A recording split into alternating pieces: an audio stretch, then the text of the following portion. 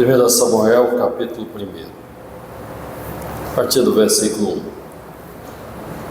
Houve um homem de Ramataim Zofim, da região montanhosa de Efraim, cujo nome era Eucana, filho de Jeroão, filho de Eliú, filho de Tou, filho de Zuf, efraimita.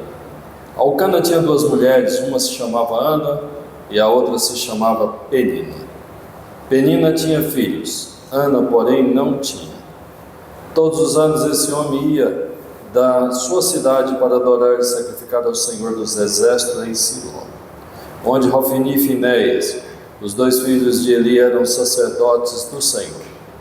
No dia em que Eucana oferecia o seu sacrifício, ele dava porções deste a Penina, sua mulher, e a todos seus filhos e filhas. A Ana, porém, dava uma porção dobrada, porque ele a amava, mesmo que o Senhor tivesse deixado estéril. Penina, sua rival, a provocava excessivamente para irritar, porque o Senhor tinha deixado sem filhos. Isso acontecia ano após ano. Todas as vezes que Ana ia à casa do Senhor, a outra irritava. Por isso Ana se punha a chorar e não comia nada. E então Eucana, seu marido, lhe disse: Ana, por que você está chorando? Por que não quer comer? E por que está tão triste? Será que eu não sou melhor para você do que 10 filhos? Certa vez, após terem comido e bebido em Siló, Ana se levantou, quando o sacerdote Eli estava sentado na sua cadeira junto a um pilar do templo do Senhor. E Ana, com amargura de alma, orou ao Senhor e chorou muito.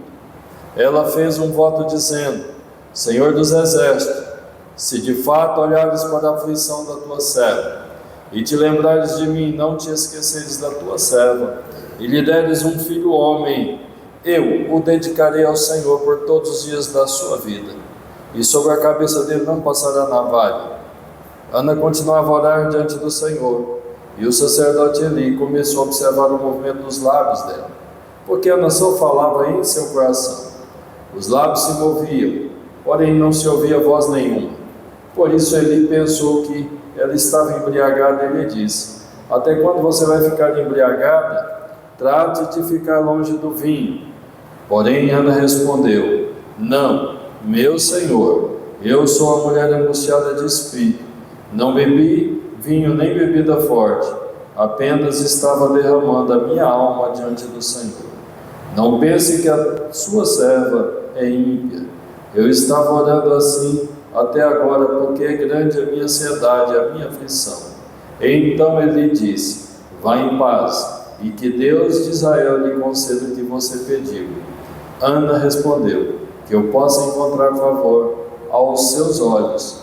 Então ela seguiu o seu caminho, comeu alguma coisa e o seu semblante já não era triste.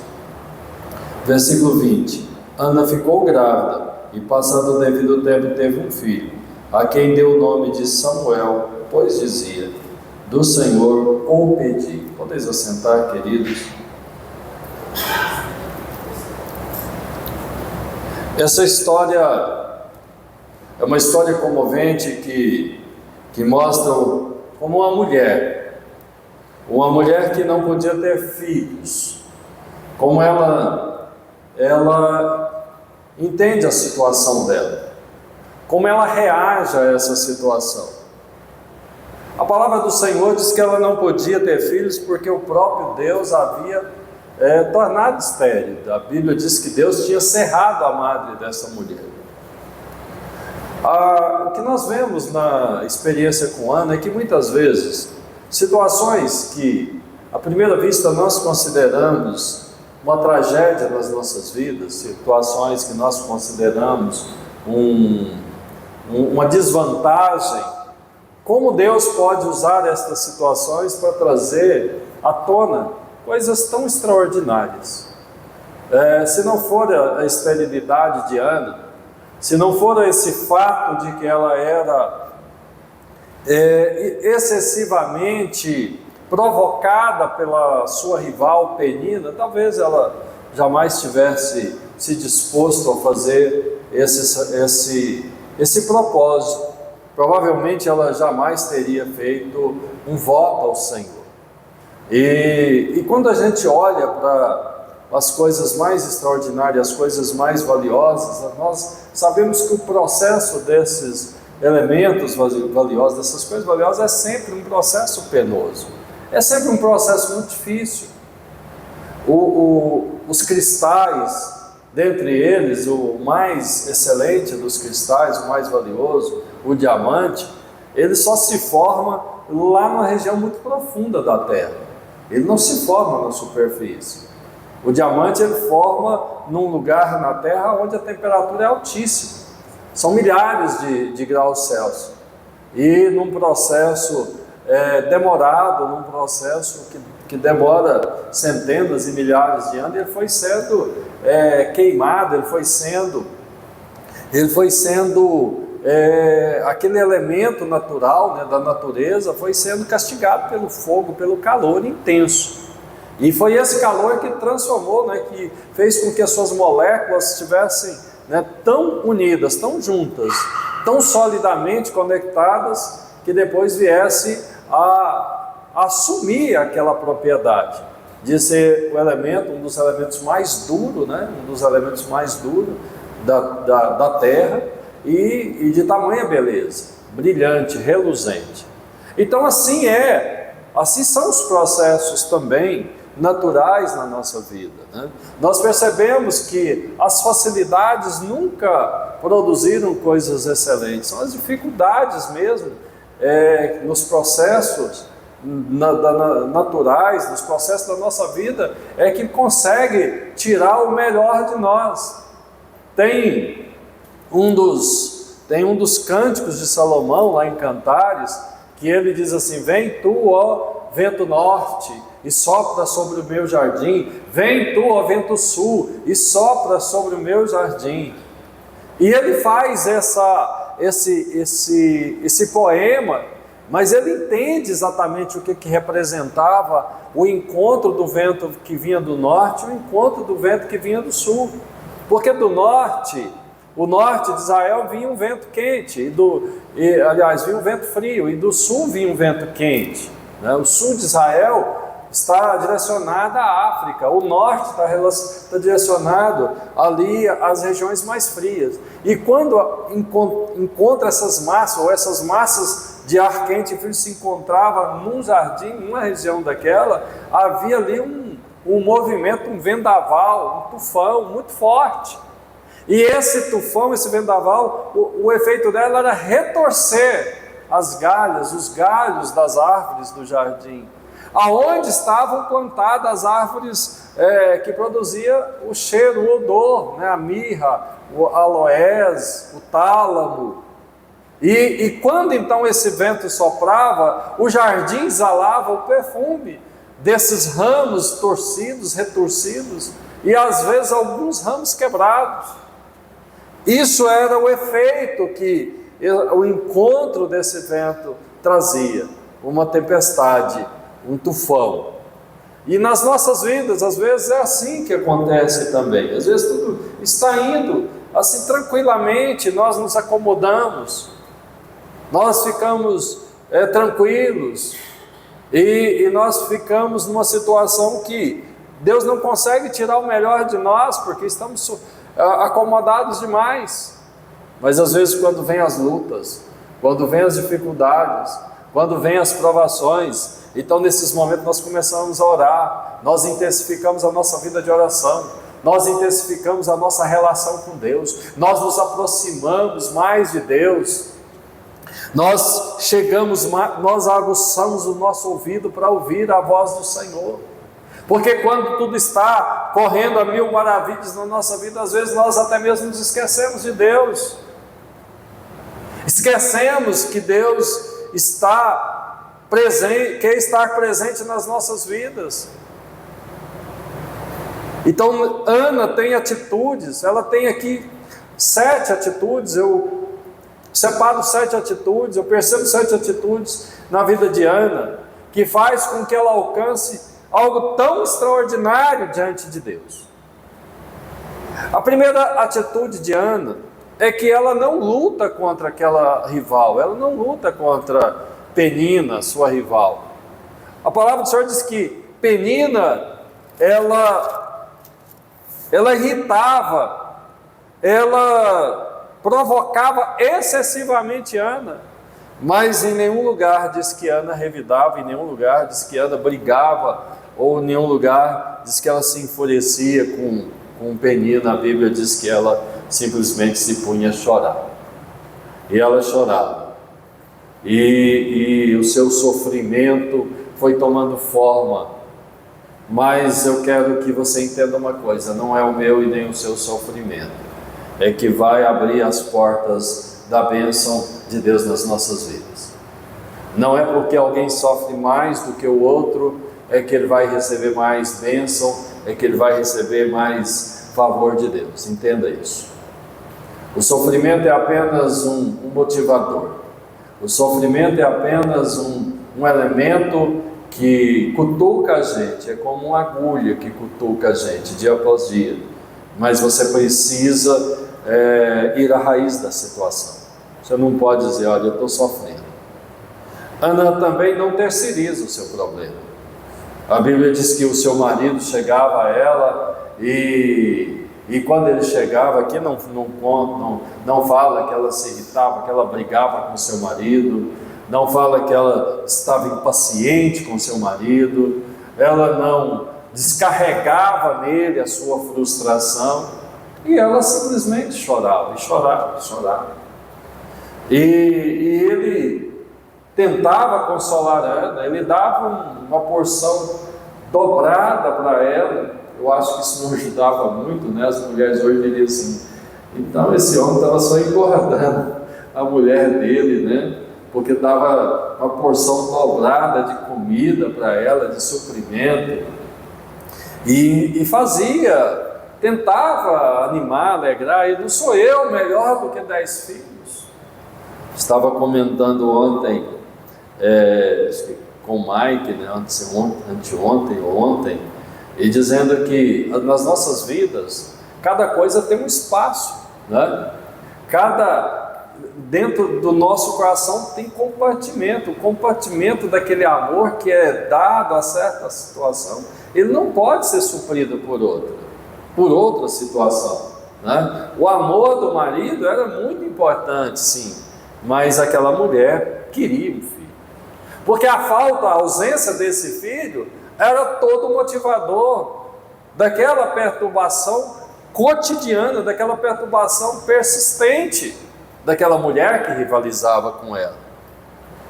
E é interessante que talvez se Penina tivesse sido uma boa companheira, né? Tivesse sido uma pessoa compreensiva, talvez Ana nem tivesse se inquietado, se incomodado tanto para buscar uma solução de Deus para a sua esterilidade.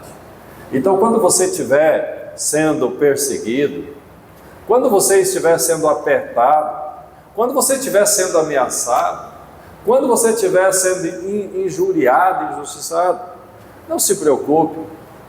Coloque isso diante de Deus, coloque na presença dEle, porque são essas situações que nos levam a ter uma elevação do nosso status. Aqueles que são espirituais, as provocações levam o homem, a mulher carnal ao desespero, leva o homem carnal, a mulher carnal às vezes a fazer uma loucura, as brigas, as facções, as divisões, né? Pessoas, porque estão sendo injustiçadas, às vezes recorrem à violência, outras pessoas recorrem às mesmas armas daquela pessoa. É ofendido, então ele imagina que também precisa ofender, então ele tem sido ferido, então ele também acha que agora está no direito de ferir ou ofender as pessoas que lhe feriram ou que ofenderam. Mas saiba de uma coisa: aqueles que entendem que servem um Deus, que tem nas suas mãos as riquezas inomináveis, inimagináveis, como diz o apóstolo Paulo aos Efésios, esse vai recorrer àquilo que é a solução, aquele que pode resolver. Então Ana ela nem mesmo ela revida as palavras afrontosas do sacerdote, parece que ela estava cercada de pessoas que não podiam compreender a sua dor, né? O sacerdote, que deveria ter um mínimo de sensibilidade, chegar e perguntar o que está acontecendo, não. Ele julga, estabelece um preconceito e diz: olha, você está bêbada, está embriagada, né? Tira de você esse vinho. Ele nem se deu o trabalho. A Bíblia diz que ele ficou encostado na sua cadeira, lá na coluna do templo. Ele julga e condena, estabelece um valor, né? um julgamento de valor a respeito daquela mulher.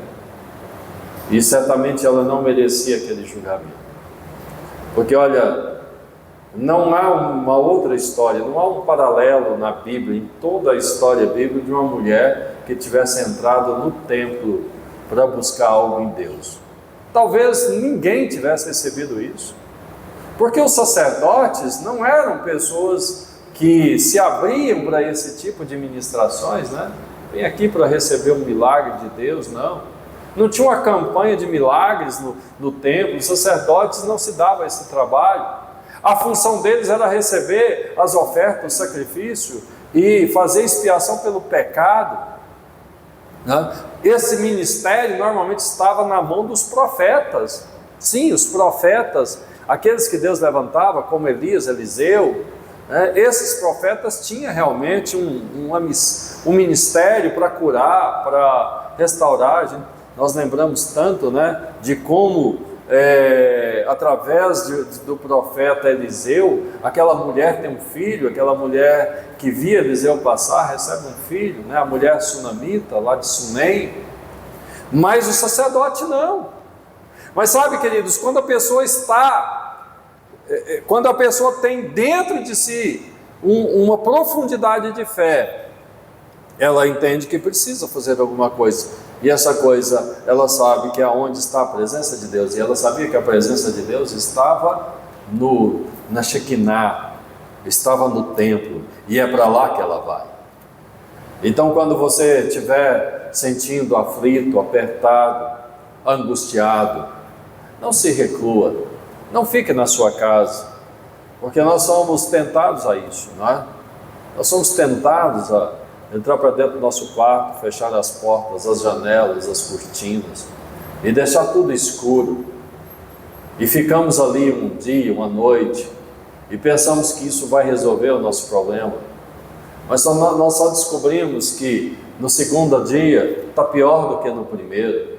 Porque quando nós nos lançamos na escuridão, então cada dia fica mais escuro do que o outro. Se embriagar na depressão não vai resolver o seu problema. Se embriagar de tristeza, isso não vai solucionar a sua demanda. O que resolve o seu problema é quando você entra na presença do Senhor. Chorar diante das pessoas, lamentar e reclamar, lastimar, apresentar as suas razões diante de homens, não vai resolver o seu problema, mas é quando você apresenta as suas razões, as suas demandas diante daquele que pode todas as coisas. Daquele que tem o poder de fechar a madre, mas também tem o poder de abrir. É diante desse que as nossas orações, o nosso clamor, as nossas súplicas devem ser ouvidas. E Ana então leva isso à presença do Senhor, ela entende isso, ela não terceiriza essa responsabilidade. Ela era mulher, ela poderia ter dito assim a Elcana: vai lá no templo, faz um sacrifício especial por mim, leva mais um novilho por mim. Não, a Bíblia diz que ela mesma, Ana, pega do sacrifício, ela pega um bezerro, ela pega a porção de farinha, ela pega oferta de sacrifício pelo pecado. Ela não sabia por que a situação dela estava naquela situação, mas o novilho, o bezerro, era oferta de sangue, então era expiação pelo pecado. Ela não entendia, de fato ela não tinha pecado, mas ela, na dúvida, ela diz: eu vou ofertar uma expiação pelo pecado. E ela oferece também sacrifício de incenso, sacrifício agradável ao Senhor. E essa mulher alcança a vitória, e quando ela alcança, eu observo uma atitude interessante de Ana. Ela se esquece de todo o sofrimento que ela teve. Ela se esquece de todas as agressões, de todas as irritações que Penina, e ela só se concentra naquilo que interessa, e o que interessa é que Deus ouviu a sua oração. E ela coloca o nome do seu filho. É interessante a gente observar que não era prerrogativa de nenhuma mulher colocar nome no seu filho. As mulheres não tinham esse direito, Flávio. Elas não tinham essa autoridade. Isso é da prerrogativa única do pai. Era o homem que colocava, mas naquele filho ela vai colocar, porque aquele filho era de Elcana, mas aquele filho especialmente era filho de Ana. Pois ela conquistar esse filho no altar, na oração, na súplica, no choro, na lágrima intensa, com intensidade de alma, com profundidade de alma, colocou esse filho diante do Senhor. Ela mesma fez um voto. Parecia uma audácia de uma mulher também fazer um voto, porque não podia, a mulher não tinha autoridade de decidir o destino de um filho, mas ela decide. Ela diz: o filho que o Senhor me der, eu devolverei ao Senhor, ele será nazireu do Senhor, sobre a sua cabeça não passará navalha. Sabe de uma coisa, queridos? Muitas vezes as batalhas, as lutas que são travadas dentro dos lares, são travadas porque está faltando uma dose maior de espiritualidade. Nós deixamos a carne falar. Um se irrita de um lado, o outro se irrita do outro, e quando os dois se encontram, é o vento norte e o vento sul se encontrando. Há um redemoinho, um furacão, um tufão, que retorce galho, arranca a árvore pela raiz, né? E fica as crateras abertas e não tem perfume nenhum. Só fica mesmo o dano, o prejuízo do conflito.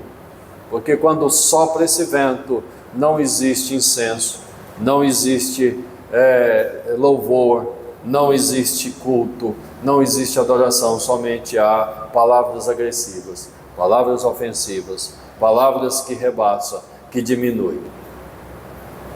Ana entendeu que a solução para o problema dela não era reclamar da situação, não era lamentar diante das pessoas, não era sequer revidar a afronta de Penina, mas era chorar na presença do Senhor. Conta para Deus o seu problema, conta para Deus as suas dores, e se você contar e não resolver, intensifique, ore mais, busque mais, aprofunda mais, porque certamente Ele ouvirá a tua oração. E Ele ouviu a oração de Ana.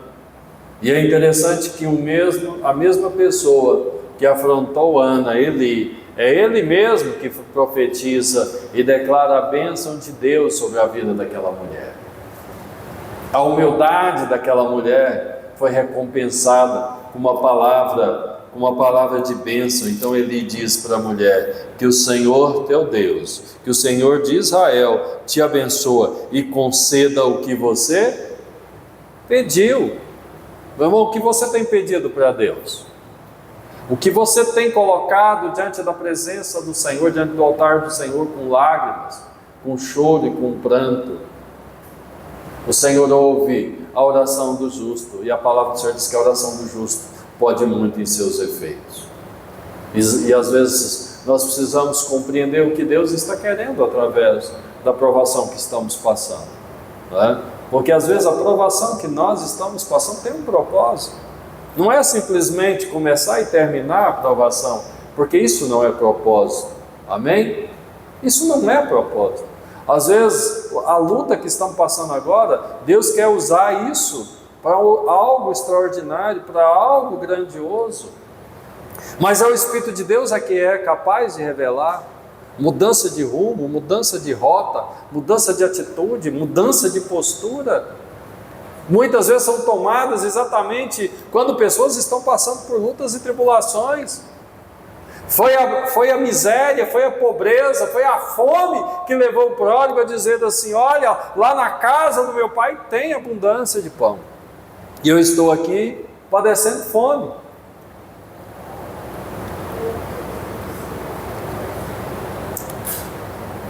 Então eu irei, e chegarei até a casa do meu pai, e vou me reconciliar com ele, voltarei. Ah, pastor, mas essa não é a minha situação, eu não estou desviado, eu não fui para o mundo. Mas nem todas as vezes que nós precisamos de ter uma rota corrigida, nós estamos no mundo e nem no pecado. Muitas vezes nós estamos na igreja, muitas vezes nós estamos, temos uma vida piedosa, mas Deus quer mais de nós, Deus quer muito mais, tá? Deus quer fazer reluzir, Deus quer fazer brilhar o seu ministério, e às vezes Ele nos cutuca assim, às vezes Ele nos aperta, às vezes Ele nos deixa faltar algo, para que nós tenhamos verdadeiras experiências de fé.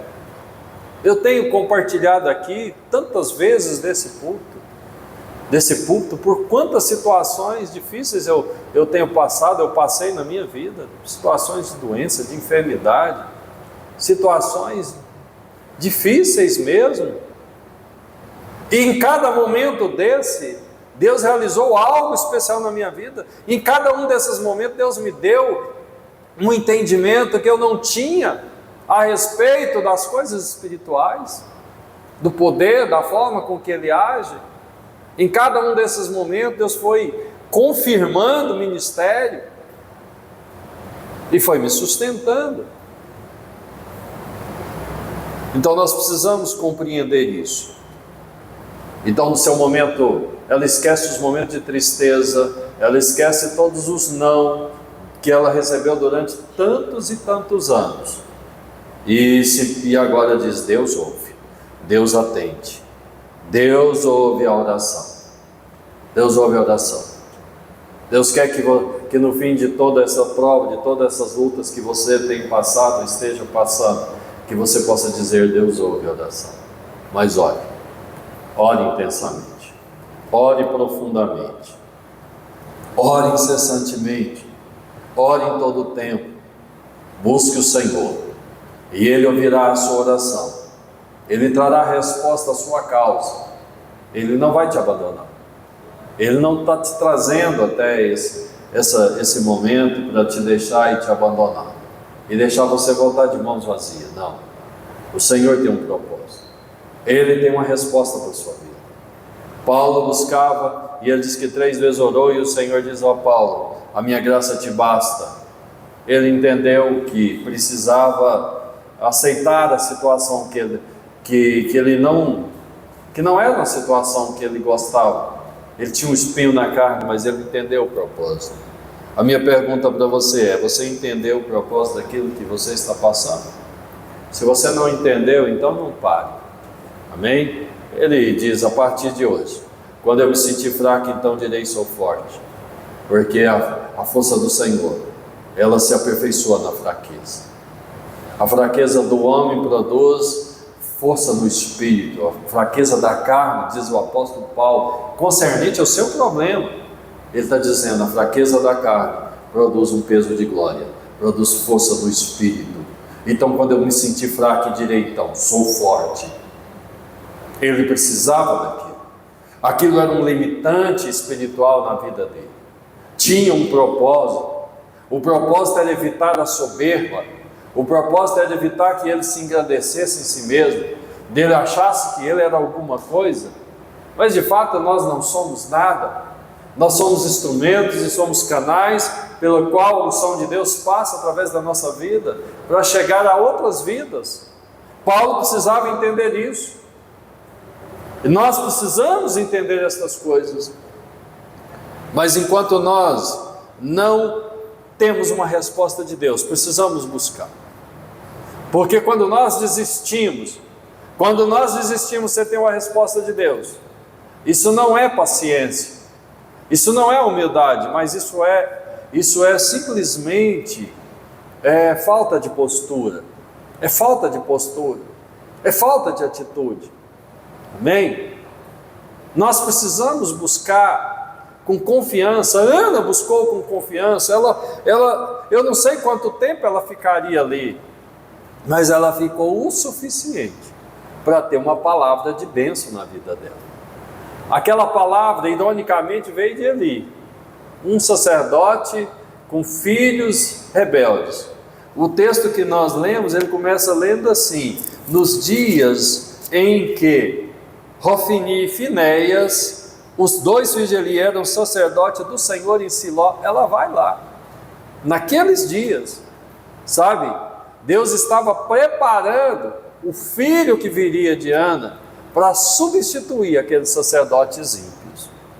Por isso era tão caro, por isso era tão precioso, tão preciosa a oferta de Ana, tão preciosa aquilo que ela estava oferecendo, porque Deus tinha um propósito extraordinário em todo aquele sofrimento de Ana. E de Ana ele vai fazer, né? De Ana vai fazer a mãe de um dos principais profetas, de um dos principais juízes de Israel. Talvez seja isso que Deus quer fazer na sua vida, na sua casa. Talvez seja exatamente isso que Deus quer fazer lá no seu lar. Através dessa luta, desse problema, Deus quer levantar algo grande. Continue a orar, não desista. Continue a pedir ao Senhor esclarecimento, entendimento espiritual. Hoje eu estava orando na madrugada e eu vi ali, por acaso, um vídeo mostrando uma história de sofrimento difícil, e eu comecei a orar e pedir ao Senhor um entendimento. E eu entendi que o Senhor estava me dando entendimento na palavra. E eu fiquei assim em dúvida, falei, mas não é possível, será isso mesmo? Será que é isso que o Senhor está dizendo? Eu falei, Senhor, eu confirmo. E Ele confirmou pela segunda vez. A verdade é que eu fiquei com o coração bem perplexo, porque muitas vezes aquilo que Deus está falando não é exatamente aquilo que nós gostaríamos de ouvir, mas é aquilo que o Senhor vai fazer. E nós precisamos saber o que o Senhor vai fazer, não é aquilo que nós queremos, não é aquilo que nós entendemos por certo, mas é aquilo que Deus quer fazer. E eu entendo que Deus está para fazer coisas na nossa nação, no nosso país, coisas que nós não gostaríamos às vezes, coisas que nós achamos que deveria ser diferente, mas Deus tem o seu motivo. Deus tem nas suas mãos, Ele tem um machado, Ele tem uma foice, Ele é aquele que pode, é aquele que corta, é aquele que restaura.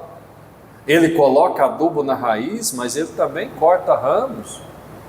Amém, queridos? Nós precisamos entender que nem todos os processos de Deus são indolores.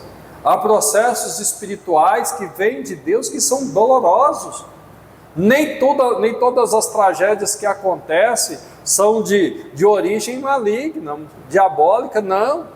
Muita coisa é o chicote corretivo do Pai, querendo mostrar aos seus filhos que precisa buscar um caminho diferente, buscar um caminho novo, que a rebelião não vai ser aceita por Deus.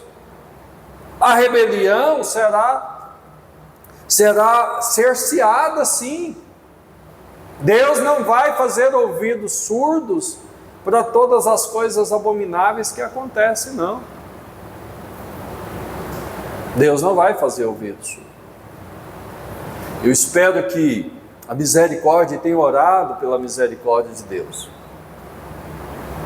Eu estava ouvindo um vídeo de uma moça falando a situação lá de Marajó, porque agora todo mundo começou a falar sobre Marajó, né? Então, por conta da música daquela moça, todo mundo começou a falar de Marajó.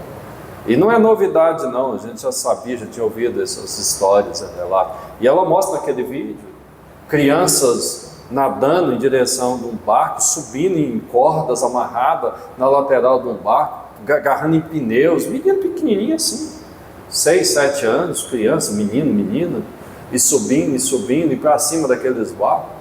Sabe para que eles sobem ali? Muitos deles sobem para se prostituir, em troca de ninharia.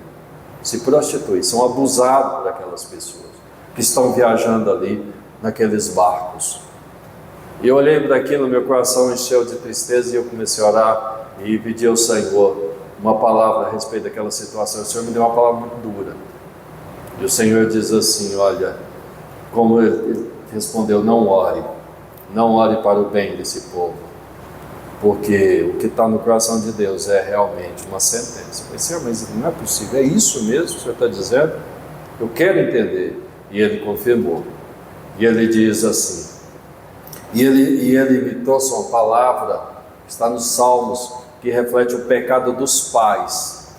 Os pais que estavam sacrificando seus filhos, oferecendo seus filhos aos ídolos, aos demônios, da mesma forma que o povo da terra de Canaã fazia, o povo de Israel fazia. E o Senhor traz uma sentença dura e traz uma peste, e essa peste começa a matar muita gente, por causa da contaminação, por causa do pecado dos pais. E foi essa palavra que o Senhor trouxe. E eu orei e pedi misericórdia. Porque naquele vídeo, inclusive, aquela moça fala que muitas daquelas crianças são abusadas dentro da casa, pelos pais, por tios e por familiares. Então o que o Senhor estava dizendo para mim, que o Senhor estava me revelando hoje, é que Ele vai agir. E Ele vai agir com dureza. Vai agir com dureza contra todos esses ímpios que praticam tanta maldade, tanta malignidade. E aquela menina falou assim, olha, lá em Marajó, o que acontece lá é que as famílias têm que ter muitos filhos. É muitos filhos. Porque um menino de 5 anos, uma criança de 5 anos, já é uma fonte de renda substancial para dentro de uma família. E eu fiquei pensando, que coisa maligna, que coisa miserável é essa, né? A própria família explorando os filhos, explorando de todas as maneiras, de todas as formas perversas que você possa imaginar. Os pais que deveriam proteger os seus filhos não protegem os seus filhos, não protegem as suas crianças. Então, queridos, nós precisamos compreender que Deus, Ele está querendo trazer bênçãos sobre as nossas vidas. Ele quer trazer bênçãos sobre a minha vida, sobre a sua vida. Mas nós não estamos num tempo em que há muita promessa de bênçãos sobre o mundo, sobre as nações. Nós estamos acabando de sair de uma pandemia que matou milhões de pessoas mundo afora, em todo o mundo. Se chama Covid-19. E nós não estamos querendo ser provados e nem queremos passar por provações e sofrimento. Mas Deus não ficará cego e nem surdo para todas as coisas malignas que estão acontecendo nessa terra. Deus irá punir com mão forte, com braço estendido, esses ímpios, essas pessoas que não têm o temor de Deus, essas pessoas que se ensurdecem para o clamor, o verdadeiro clamor, né? Então a igreja tem o seu papel, mas a sociedade brasileira, as autoridades têm a sua responsabilidade.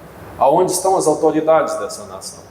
Onde está o governo do Pará? Onde está o governo do Amazonas? Onde está o governo, os governantes que pegam esse dinheiro, embolsa os recursos, embolsa, e esse povo continua nessa miséria, do jeito que está, né? E isso está afrontando o Senhor, mas o Senhor está dizendo, eu vou agir, eu agirei, o Senhor vai agir. Que nós possamos continuar clamando ao nosso Deus, buscando diante dEle, através da oração e da súplica, orando pelas nossas casas, pelas nossas famílias. Ore pela sua casa, clame ao Senhor pelos seus filhos, clame ao Senhor e cuide muito bem daqueles que o Senhor lhe confiou. Quero convidar os irmãos a se colocarem de pé. A partir da próxima quinta-feira, nós estaremos realizando uma campanha de 7 semanas, em 7 quinta-feira, onde nós estaremos buscando especialmente por milagre na igreja do Senhor, amém? Nós estaremos orando, jejuando, consagrando, estarei orando, jejuando e consagrando. Quero desafiar os irmãos que queiram também se envolver com esse propósito de oração e jejum e consagração, para que o Senhor venha fazer milagres aqui, amém? Venha fazer prodígios, sinais, porque a promessa de Deus diz, os sinais seguirão os que creem. Eu tenho dito isso para Deus, Senhor, nós queremos ver sinais, milagres, porque o Senhor declara na tua palavra que os milagres, sinais, seguirão os que creem. Senhor, eu creio. Quantos aqui creem? Eu creio. Então quero ver sinais e prodígios e maravilhas. Quero ver conversões de almas. Quero ver mudança de vida. Quero ver libertação de pessoas oprimidas. E nós vamos ver isso aqui. Mas nós vamos fazer a nossa parte, que é clamar ao Senhor, como Ana fez. Ana foi para o altar do Senhor, clamou ao Senhor, e o Senhor respondeu. Então, a minha parte eu vou fazer. E eu quero desafiar você a fazer a sua parte. Amém, queridos? Quantos entendem isso? E nós vamos estar aqui, durante essas 7 semanas. E em todos os cultos, nós vamos orar por milagre. Em todos os cultos, nós vamos pedir: Deus, Tu és Senhor de milagre, faz um milagre na vida deste teu filho, desta tua filha. E nós vamos ver o milagre de Deus acontecer. Você crê? Amém? Você crê que vai ver milagre? Você crê que vai receber milagre na sua vida? Porque eu creio. E eu quero milagre na minha vida também. Se tem uma coisa que nós sempre temos espaço, é para as bênçãos do Senhor, irmão Durvalino. Sempre tem muito espaço, amém? Ou você já tem demais e não precisa de mais? Tem alguém aqui que já recebeu tanto, que diz: Senhor, basta, chega, não tem mais espaço. O meu depósito de bênção, o meu depósito de milagre está repleto, está abarrotado. Tem alguém aqui que tem espaço para milagre, para a bênção de Deus? Levanta a sua mão. Permaneça com a sua mão levantada. Eu quero orar sobre a sua vida nessa noite. Creia. Enche o seu coração de fé. E o Espírito do Senhor entra na sua vida hoje. E o Espírito do Senhor toca você na cabeça. O Espírito do Senhor toca você no coração. O Espírito do Senhor toca no seu rim, no seu pulmão. O Espírito do Senhor toca agora você no seu ventre. O Espírito do Senhor toca nos seus ossos, no seu sangue. Alabaxara cantaramanaias. O Espírito do Senhor toca na sua cabeça, no seu cérebro. E Ele é o Espírito de cura, Ele é o Espírito de milagre. Receba o milagre do Senhor. Receba a cura do Senhor. Receba a resposta do altar do Senhor nesta noite. É no nome de Jesus. Eu declaro e profetizo a bênção do Senhor. Se você crê, você diz com a sua boca, com o seu coração, diga assim: eu creio, eu recebo, no nome do Senhor Jesus. Porque Ele derramou seu sangue lá na cruz, para que o sangue do Senhor pudesse me remir, pudesse te remir e te curar e me curar. Pelas pisaduras de Jesus, nós fomos sarados. Toma posse da palavra, toma posse da promessa do Senhor, porque aquele que prometeu é fiel para fazer cumprir toda a palavra. Ele é fiel para fazer cumprir toda a promessa.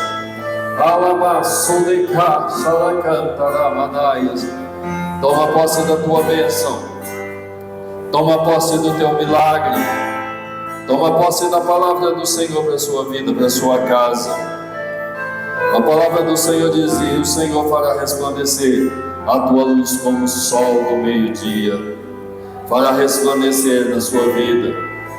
E o Senhor tira as suas vestes de tristeza e te dá vestes de gozo e dá vestes de alegria. O Senhor enxuga no seu rosto as lágrimas e o pranto.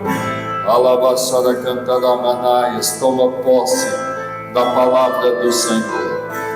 Toma posse da palavra de profecia. Porque o Senhor é Deus. Ele não é homem para que se arrependa, e nem filho do homem para que minta. O Senhor é poderoso. O Senhor te cura. O Senhor te dá saúde. Coloca a mão. Toca onde está doendo, onde está a sua enfermidade, porque o Senhor entra agora com provisão de cura. Ele entra com unção de cura, e Ele cura. Ele te cura hoje, Ele te dá saúde agora, Ele toca agora com seu poder, Ele toca agora com azeite, Ele toca com unção, Ele te levanta hoje forte, Ele coloca os seus pés solidamente sobre esta terra, porque o Senhor te dá saúde Aleluias, glória a Deus. O Senhor te dá vigor, o Senhor te dá força, o Senhor te reanima, o Senhor te dá vigor. Receba no nome de Jesus, sob a palavra do Senhor, no nome poderoso, no nome eterno e santo de Jesus. Aleluia. Aleluia. Glória a Deus.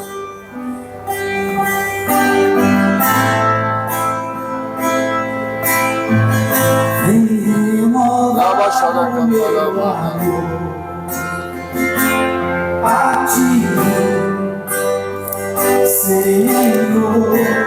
Adore o Senhor. Louve o Senhor, glorifique o Senhor. Adore o Senhor. Abra os seus lábios, abra a sua boca. Levante as suas mãos na presença do Senhor. Aleluia. Feche os seus olhos. Feche os seus olhos. Se conecte no altar do Senhor. E repita essa oração. Diga: Senhor, venha acender meu coração. Diga: Senhor, enche esse lugar. Encha do azeite, enche da unção. Faz derramar, Senhor, o óleo sobre a minha cabeça. Faz derramar, Senhor, a unção, o azeite. Alabaxora cantaramanais. Alabaxora contarabatumanacazuri cantarabalabás. Deixa o Espírito de Deus te suprir. Deixa a unção do Senhor tocar a sua vida nesta noite. Deixa a unção do Santo, do Eterno e do Poderoso tocar as suas vestes, renovar as suas vestes, renovar as suas vestes, renovar as suas vestes, porque o Senhor te toca com poder sobrenatural. O Senhor te unge, o Senhor te cura, o Senhor levanta os seus pés, o Senhor te tira da humilhação, o Senhor tira você da humilhação, o Senhor resgata a sua alma da humilhação hoje. O Senhor te coloca no lugar elevado, coloca os seus pés sobre a rocha, e você vai adorar, você vai glorificar, e você vai dar testemunho da ação do Senhor na sua vida, da ação do Senhor no seu corpo, da ação do Senhor na sua casa, na sua família. Você vai dar testemunho, porque o Espírito do Senhor está aqui. Ele te resgata, Ele te fortalece, Ele te levanta hoje, Ele te sustenta hoje. Ah, você que está passando lutas, você que está passando por tribulações, você contra o qual Satanás tem lutado, o Espírito do Senhor te cerca hoje. Os anjos do Senhor te rodeiam, e a unção do Senhor é derramada sobre a sua vida, e o Senhor te guarda, e Ele fará sobressair a sua luz, fará sobressair como o sol do meio-dia. Toma posse desta palavra sobre a sua vida, toma posse pela fé desta palavra, e diga sim no seu coração: eu tomo posse desta palavra, eu creio nesta palavra, eu recebo no nome de Jesus. Eu recebo na minha vida, eu recebo na minha saúde, eu recebo nas minhas finanças, eu recebo no meu relacionamento conjugal, eu recebo no nome santo de Jesus, no nome de Jesus. Aleluia. Quantos receberam a bênção do Senhor? Quantos creem que receberam? Dê uma salva de palmas ao nosso Deus. Glória a Jesus. Glória a Deus. No sábado nós temos aqui um culto poderoso de jovens às 19h30. Vem estar aqui, venha, vamos fazer um culto aqui. Você que é pai, você que é jovem, você que é adolescente, venha, né? E você que não é também e quer vir para cultuar ao Senhor, para celebrar, né? Para dar ânimo a toda essa juventude dessa igreja, vem também, porque Deus vai abençoar e vai fazer um grande trabalho aqui, uma grande obra no sábado. E no domingo, às 8h30, né, cara? Domingo, 8h30, né? Aquele café da manhã, aquela EBD especial, né? Então, com 8h30 nós vamos estar aqui tomando um café, e um café delicioso, né? Um café maravilhoso. E depois às 9h na escola bíblica. Então, venha, você é o nosso convidado. Vamos orar, vamos encerrar? Amém? Que a graça do Senhor, que as comunhões e as consolações do Espírito Santo de Deus esteja com a igreja do Senhor, hoje e sempre. Está terminado em nome de Jesus.